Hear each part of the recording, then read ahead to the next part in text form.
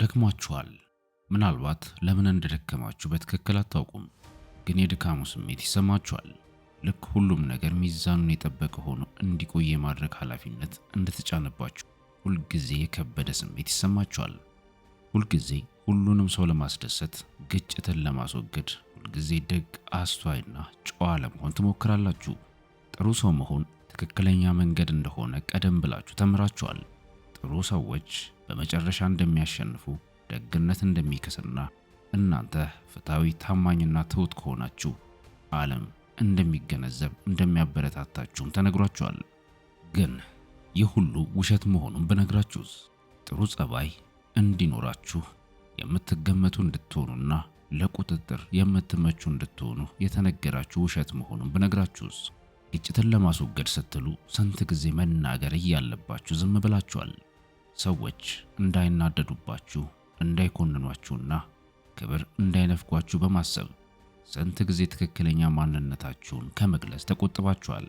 ስንት ጊዜ ሰዎች ጎድተዋችሁ ሳለ ለሰላም ስትሉ ራሳችሁን ከመከላከል ተቆጥባችኋል? እንባችሁን፣ ቁጣችሁንና ለራሳችሁ ያላችሁን ክብር እንደ ጥሩ ወይም ደግ ለመታየት ስትሉ ብቻ ዋጥ አድርጋችሁ ብታፍኑትም ሰዎች አይወዷችሁም፣ ዋጋ ቢስ አድርገውም ያስቧችኋል። በጥሞና አዳምጡኝ።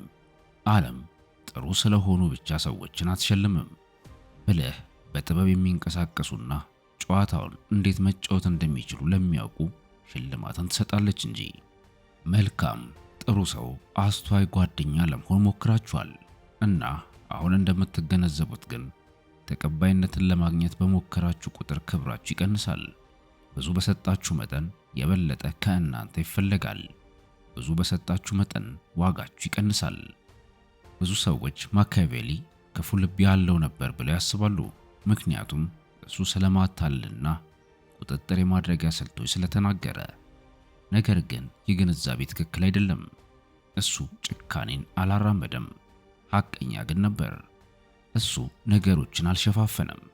በገሃዱ ዓለም ጥበበኛና ስልታዊ ካልሆናችሁ ከልክ በላይ ደግ መሆን ወይም ስነ ምግባራዊ መሆን ለጥቃት ሊያጋልጥ እንደሚችል ጠቁሟል። የዓለም አሰራርን በትክክል ሳትረዱ ሁልጊዜ ፍጹም ስነ ምግባራዊ ወይም ጥሩ ለመሆን ከሞከራችሁ ሰዎች ሊጠቀሙባችሁ ይችላሉ። በመጨረሻም ክብረ ቢስ ወይም አቅመ ቢስ ልትሆኑ ትችላላችሁ።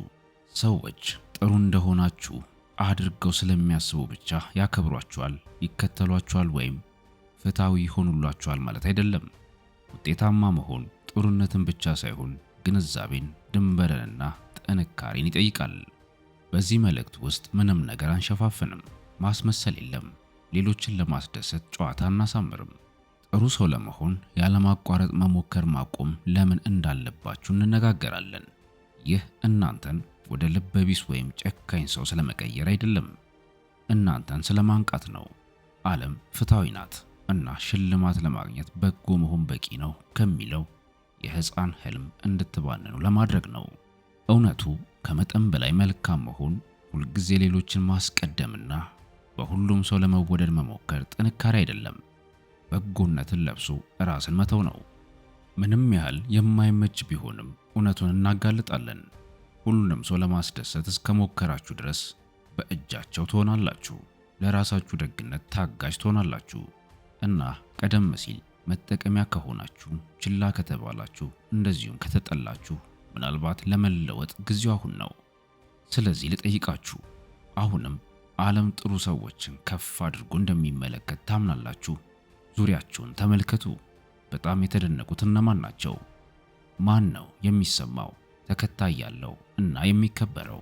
በጣም ለጋስ፣ አዛኝና ትክክለኛ የሆኑት ናቸው ወይስ በእንቅስቃሴያቸው በጣም ብልህ፣ ተናጋሪና በአቋማቸው የጸኑት በቀላሉ ልታታለሏቸው ወይም መቆጣጠር የማትችሏቸው ናቸው? መራሩ እውነት ይህ ነው። ዓለም በደግነት አትመራም፣ በጥቅም እንጂ። ሰዎች ሁልጊዜ ጥሩ ሰው ነህ ብለው አይጠይቁም።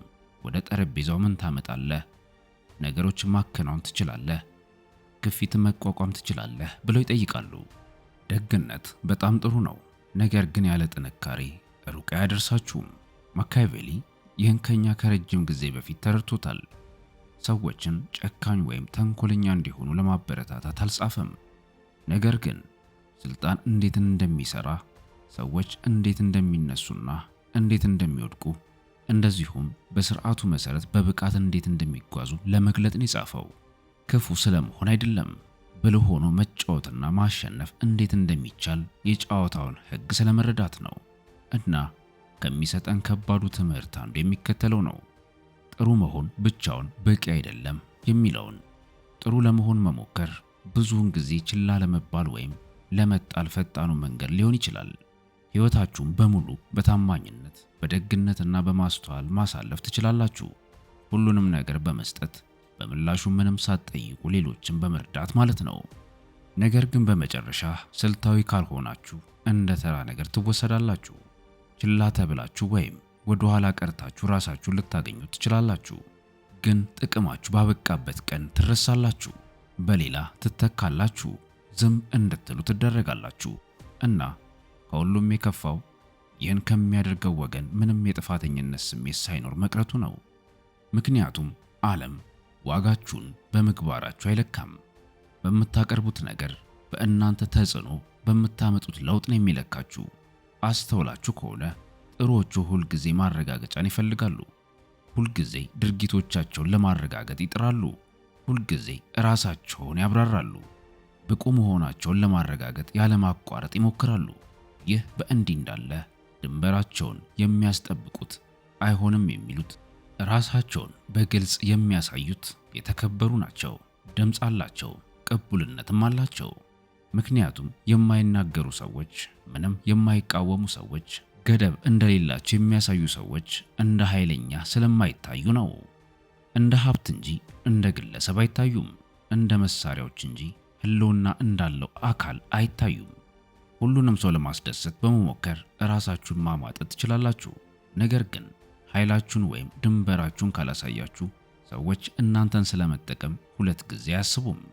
ከባድ ነው አውቃለሁ፣ ግን እውነታው ይህ ነው። ማኪያቬሊ አንድ መሪ መምረጥ ካለበት ከተወዳጅነት ይልቅ መፈራትን መምረጥ አለበት ይላል። ለምን?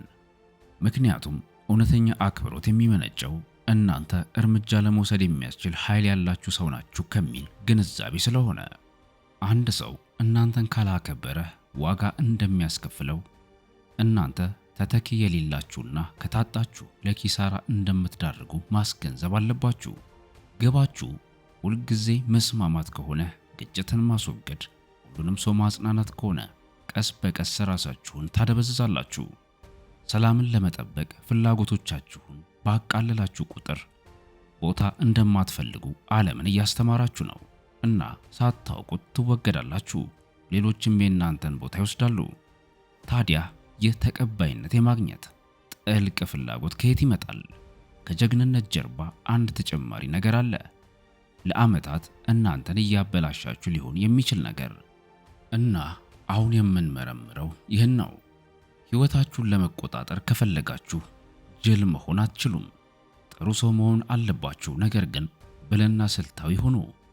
ማኪያቬሊ አንድ መሪ እንዴት እንደ እንስሳ መሆን እንዳለበት መረዳት አለበት ይላል። ሽንገላንና ወጥመዶችን ለማየት እንደ ቀበሮ እና ጠላቶቹን ለማስፈራራት እንደ አንበሳ መሆን አለበት ይላል። ይህ እውነተኛ ዘይቤ ነው። ቀበሮ ተንኮለኛ ነው።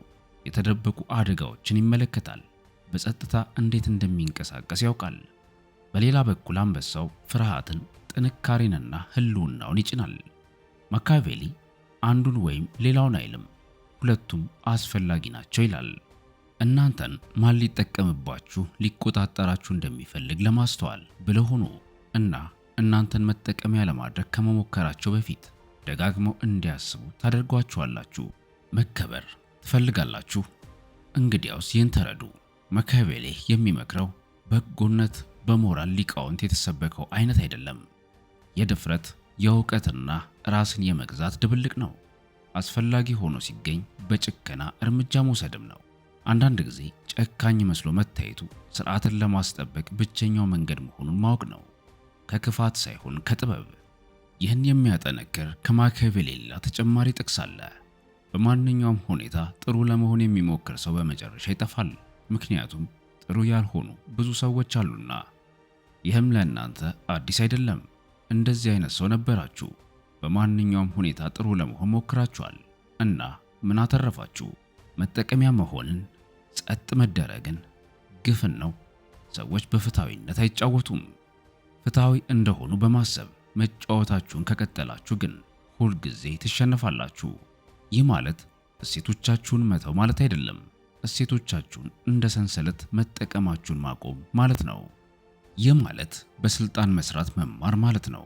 መልካምነታችሁ እንዴት እንደሚታይና ምናልባትም በሌሎች እንዴት እንደሚበዘበዝ ለማወቅ። ማኪያቬሊ ተንኮለኛ አልነበረም። አጥርቶ የሚያይበት አይን ግን ነበረው። የሰውን ልጅ ያለ ብዥታ ይመለከት ነበር። ግን ምናልባት አሁን ይህን እያሰባችሁ ይሆናል። ይህንን ሚዛናዊ ለማድረግ የሚያስችል መንገድ አለ። ክፉ ሰው ሳልሆን የዋህ መሆንን እንዴት ማቆም እችላለሁ? በሚቀጥለው ክፍል 2 ምርጫዎች ብቻ አሏችሁ የሚለውን የውሸት ሐሳብ እናፈርሳለን። ጥሩ መሆን ወይም ጨካኝ መሆን የሚለውን ሐሳብ ማለት ነው። ከዚህ በተጨማሪ ግን መካከለኛ መንገድ አለ። ይህም ራሳችሁን ማታለል ለማቆም በጥንካሬ ይጀምራል። የብዙ ሰዎችን ሕይወት የሚያጠፋ ከባድ ግራ መጋባት አለ። ጥሩ ለመሆን አንድ ሰው መገዛት አለበት የሚለው ሐሳብ። ጥሩ ሰው ለመሆን ሁሉንም ነገር በዝምታ መቀበል፣ ሁሉንም ነገር ሳይጠራጠሩ ይቅር ማለትና ሰላምን ለማስጠበቅ የሚረብሽን ነገር እየዋጡ መኖር ያስፈልጋል የሚለውን። ይህ ደግነት አይደለም፣ ይህ የዋህነት ነው። በጎነትን ተመስሎ ፈሪነት ነው። ይህን ልዩነት ካልተረዳችሁ ሰዎች በስሜታችሁ ላይ ይረማመዳሉ። እውነተኛ ደግ መሆን ማለት ማንነታችሁን ማጥፋት አለባችሁ ማለት አይደለም። ይህ ማለት እናንተ በንቃት ትቆያላችሁ፣ በግልጽ ታስባላችሁ፣ እንደዚሁም በማስተዋል ምርጫ ታደርጋላችሁ ማለት ነው። ጥሩ መሆን ማለት ሁልጊዜ የሚገኝ፣ ሁልጊዜ ፈገግ የሚል፣ ሁልጊዜ ለእናንተ ተመሳሳዩን ነገር ለማያደርጉ ሰዎች መስዋዕትነትን መክፈል ማለት አይደለም። ይህ ራስን መተው ነው። ገራገርነት ሰዎች እናንተ በምትንከባከቧቸው መንገድ እናንተን እንደሚንከባከቧችሁ ማሰብ ነው። እንዲህ አይነት አስተሳሰብ ዓለም ፍትሃዊ ነው ብሎ ይገምታል እና እንዲህ አይነት አስተሳሰብ ሲኖራችሁ እናንተ ታማኝና ጥሩ ከሆናችሁ ሌሎች ይህን መልካም ተግባር ይደግፋሉ እንደዚሁም ያደንቃሉ ብላችሁ ታስባላችሁ። የገራገርነት አስተሳሰብ በምላሹ ምስጋናን፣ ፍትሃዊነትንና አክብሮትን ይጠብቃል እና እንደዚህ አይነት አስተሳሰብ ወደማያቋርጥ ብስጭትና ተስፋ መቁረጥ ይመራል። ምክንያቱም በቀላሉ የማይገኝን መልካም ነገርን በሌሎች ዘንድ መፈለጉ ውጤት አልባ ስለሆነ ነው። እውነተኛ ደግነት የተለየ ነው። ጽኑ ነው። አይሆንም እንዴት እንደሚባል ያውቃል። እንዴት ጥሎ መሄድ እንዳለበት ያውቃል። ሁሉም ሰው የእናንተ መልካም ነገር እንደማይገባውና ምስጋና ለሌላቸው ሁሉ ምርጡን ነገር መስጠት ልግስና ሳይሆን ብክነት መሆኑን ይረዳል። ፍትሃዊ፣ ደግና ታማኝ መሆን ትችላላችሁ። እንደዛም ሆናችሁ ግን የማትናቁ መሆን ትችላላችሁ። በልበ ሙሉነት መራመድ፣ በእሴቶቻችሁ ላይ ጸንታችሁ መቆምና ሰዎች ለእናንተ ችግር የሆነውንና ያልሆነውን በትክክል እንድታውቁ ማድረግ ትችላላችሁ። ማኪያቬሊ በዛሬው ዓለም መመዘኛዎች ጨካኝ ቢመስልም በጎነትን አልጠላም፣ ገራገርነትን ግን ጠልቷል። አዳኞች በሞሉባት ዓለም ውስጥ ያለ ጥርጣሬ ደግነት ክቡር እንዳልሆነ ተረድቷል። አሁን ራሳችሁን መጠየቅ ያለባችሁ ጥያቄ ደግነታችሁ እየጠበቃችሁ ነው ወይስ እያጋለጣችሁ ነው? የሚያጠነክራችሁ ነው ወይስ የሚያጠፋችሁ ነው የሚለውን ነው። ጥሩ መሆን ማለት ሲበደሉ ዝም ማለት፣ የተሰጣችሁን ሁሉ መቀበልና ስሜታችሁ በመጎዳቱ ማዘን ማለት ነው። ያ ጥሩነት አይደለም። ያ ስልጣናችሁን አሳልፎ መስጠት ነው። ለዚህ መፍትሄ አለ። ራሳችሁን ማጣት ሳይኖርባችሁ ለሰውም ሳትሰግዱ ሚዛኑን መጠበቅ ትችላላችሁ። ይህ ቦታ በድፍረት በግልጽነትና በጥበብ የምትንቀሳቀሱበት ቦታ ነው። በቀጣይ ይህንን እንመረምራለን። ወደ ክፉነት ሳትቀየሩ ከመጠን በላይ ጥሩ መሆንን እንዴት ማቆም እንደምትችሉና ማንነታችሁን ሳትቀይሩ ሕይወታችሁን እንዴት እንደምትቆጣጠሩ እንመለከታለን። ለራሳችሁ ያላችሁን ክብር ለመመለስ ዝግጁ ከሆናችሁ ለውጡ የሚጀምረው እዚህ ላይ ነው። ነገሩ ይህ ነው። ብዙ ሰዎች በጣም ተገዢ ወይም ተጨቋኝ መሆናቸውን የተገነዘቡ ሰዎች ትልቅ ስህተት ይሰራሉ። በጣም ጥሩ መሆንን ለማቆም ጨካኝ መሆን፣ መገለል ወይም ክፉ መሆን እንዳለባቸው ያስባሉ። ከዓመታት ብዝበዛ በኋላ ብቸኛ መውጫው ተቃራኒ መሆን ነው ብለው ያስባሉ። ግን ይህ ሌላ ወጥመድ ነው። ምክንያቱም ማንነታችሁን ስትተው ራሳችሁን እያጠናከራችሁ አይደለም፣ ራሳችሁን በመካድ ራሳችሁን እየጠበቃችሁ ነው። እና ይህ ነፃነት አይደለም። እውነተኛ ነፃነት የሚመጣው ሙሉ መሆንን ስትማሩ ነው። ለሌሎች መኖር አቁማችሁ ለራሳችሁ መኖር ስትጀምሩ ማለት ነው። ጥሩ ወይም መጥፎ መሆን አይደለም፣ ትክክለኛ ስለመሆን ነው። ራሳችሁን ስለመመልከትና ደግ መሆን እንደምትችሉ ስለማወቅ ነው። ነገር ግን መቼም ዝም ብላችሁ አትቀመጡም። ነገሮች እንዲፈጠሩም አትፈቅዱም። ሩህሩህ መሆን ትችላላችሁ፣ ነገር ግን ዳግመኛ ከልክ ባለፈ ሁኔታ ፈቃደኛ አትሆኑም። እጅ መስጠት ትችላላችሁ፣ ግን ከእንግዲህ እውቅና ለማግኘት አትለምኑም። ታዲያ ማንነታችሁን ሳትከዱ እንዴት ከገደብ ያለፈ ጥሩ መሆንን ታቆማላችሁ? በመጀመሪያ ድምጻችሁ አስፈላጊ መሆኑን በመረዳት ነው።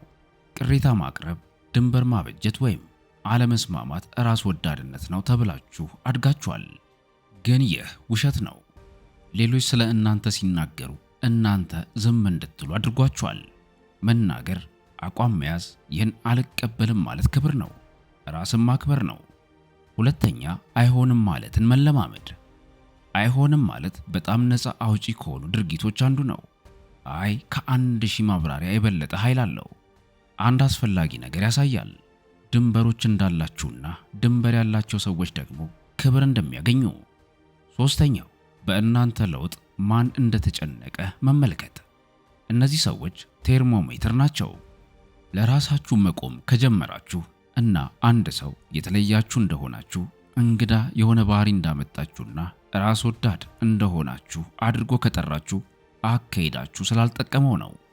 ስትቀየሩ እናንተ እንዲጠቀሙባችሁ የፈቀዳችሁበትን ድብቁን ስምምነት ታፈርሱባችኋላችሁ። ይህ ደግሞ ሊያሳዝናችሁ ይችላል። ግን እንዳትታለሉ፣ ይህ በእውነት እድገት እያመጣችሁ እንደሆነ የሚያሳይ ምልክት ነው። ያ ደግሞ የማይመች ነው። አራተኛ፣ ሁሉንም ሰው ለመረዳት መሞከራችሁን ማቆም። ሁሉም ሰው የእናንተን ለውጥ አይረዳውም። ይህም ኖርማል ነው። ለእናንተ ለተፈጠረላችሁ ምስል ታማኝነት ሊኖራችሁ ይገባል። ሰዎች ለእናንተ ለፈጠሩላችሁ ምስል ታማኝነት ሊኖራችሁ አይገባም። ታማኝነታችሁ ለእውነታችሁ፣ ለሰላማችሁ፣ ለስሜታችሁ፣ ለጤንነታችሁ መሆን አለበት። አምስተኛ፣ ቅቡልነት የማግኘት ፍላጎታችሁን ለራሳችሁ ታማኝ ለመሆን ቃል በመግባት ተኩት። በእውነተኛነት ስትሰሩ አንዳንድ ሰዎች ላይወዱት ይችላሉ፣ ነገር ግን በእውነት አስፈላጊ በሆኑት ሰዎች ዘንድ ክብር ታገኛላችሁ። ከሁሉም በላይ ራሳችሁን ማክበር ትጀምራላችሁ እና እንደዚህ አይነት ክብርን ማንም ሊወስድባችሁ አይችልም። ማኪያቬሊ የጻፈው ጨካኝ እንድትሆኑ ለማስተማር አይደለም፣ ጅል መሆናችሁን እንድታቆሙ ነው። ትልቁ የዋህነት ደግሞ በዚህ ዓለም ለመከበር ጥሩ መሆን በቂ ነው ብሎ ማመን ነው። ሰዎችን ለማስደሰት የመሞከርን ሚና ለመተው ድፍረትን ይጠይቃል። ፍቃድ ሳይጠይቁ ማንነታችሁን ለመኖር ጥንካሬን ይጠይቃል። በመጨረሻው ክፍል ጥሩ የመሆን አባዜ ምን እንደሚያስከትልባችሁ እናያለን። እና አሁን ምርጫ ለማድረግ ጊዜው ደርሷል። መወደድ ትፈልጋላችሁ ወይስ ነፃ መሆን ትፈልጋላችሁ? ለራሳችሁ ሐቀኛ ለመሆን ጊዜው አሁን ነው። ጥሩ ሰው መስላችሁ የምትቀጥሉት እስከ መቼ ነው? የእናንተ ያልሆነውን ነገር ግን ሌሎች ከእናንተ የሚጠብቁትን ምስል ለመጠበቅ ብቻ ጉልበታችሁን፣ ድምጻችሁን፣ ክብራችሁን መስዋዕት የምታደርጉት እስከ መቼ ነው? ይህ በጎነት ነው ብላችሁ ታስባላችሁ? አይደለም። ይህ ጸጥ ያለ የእስር ቤት አይነት ነው። የአእምሮና የስሜታዊ ጓዳ በሐሰተኛ ውዳሴ የተሞላ ነው። ጥሩ ሰዎች ናችሁ ብለው ያጨበጭቡላችኋል፣ ስለሚያከብሯችሁ ሳይሆን ለቁጥጥር ቀላል ስለሆናችሁ። ዛሬ ምናልባትም ከዚህ በፊት ማንም ለመናገር ድፍረት ያላገኘበትን አንድ ነገር እነግራችኋለሁ። ማንም ከዚህ ነፃ አያወጣችሁም። ስለከፈላችሁት መስዋዕትነት የሚገባችሁን ክብር የሚሰጣችሁና በጣም እናመሰግናለን፣ አሁን ማረፍ ትችላላችሁ የሚላችሁ የለም። ይህ አይሆንም። ምክንያቱም መጠቀሚያ ለመሆን ፈቃደኛ እስከሆናችሁ ድረስ ሁልጊዜ ሊጠቀሙባችሁ የሚፈልጉ ሰዎች ስለሚኖሩ። ይህ ክፋት አይደለም፣ እውነታ ነው። እና እውነታው ወደ ጥሩ ዓላማዎች አይዞርም። ማህበረሰቡ የመደበላችሁን አይነት ጥሩ ሰው መሆናችሁን መቀጠል ትችላላችሁ። ረጋ ያለ፣ ታጋሽ፣ የሚረዳ፣ ሁልጊዜ የሚገኝ፣ ሁልጊዜ አዎ እሺ የሚል አይነትን ማለት ነው። ነገር ግን ይህ ለወደፊት ወደ ብስጭትና ቂም ይመራችኋል። ከዚህ ይልቅ አሁን መንቃት ትችላላችሁ። ደግነታችሁ፣ ካሁን በኋላ በአንገታችሁ ላይ እንዳለ ሰንሰለት እንዳይሆን አሁን መወሰን ትችላላችሁ። እውነቱ ቀላል ነው። ዓለም የሚያከብረው ራሳቸውን የሚያከብሩትን ነው። ነፃ የምትሆኑት ለመኖር ፍቃድ መጠየቅ ስታቆሙ ብቻ ነው። ስለዚህ እጠይቃችኋለሁ፣ ያለ ጥፋተኝነት ስሜት ለመጨረሻ ጊዜ አይሆንም ያላችሁት መቼ ነበር? ለመጨረሻ ጊዜ ራሳችሁን ያስቀደማችሁት መቼ ነበር? ሌሎች ስለሚሉት ነገር ሳትጨነቁ ለራሳችሁ አንድ ነገር ለመጨረሻ ጊዜ ያደረጋችሁት መቼ ነበር? በአስተያየቶቻችሁ አጋሩኝ። ለዛሬ ያቀረብኩላችሁን ጠቃሚ መልእክት በዚህ ቋጨው። በቀጣይ ጠቃሚ መልእክት እስክንገናኝ ድረስ በያላችሁበት ሰላማችሁ ይብዛ። በቸር ሰንብቱልኝ።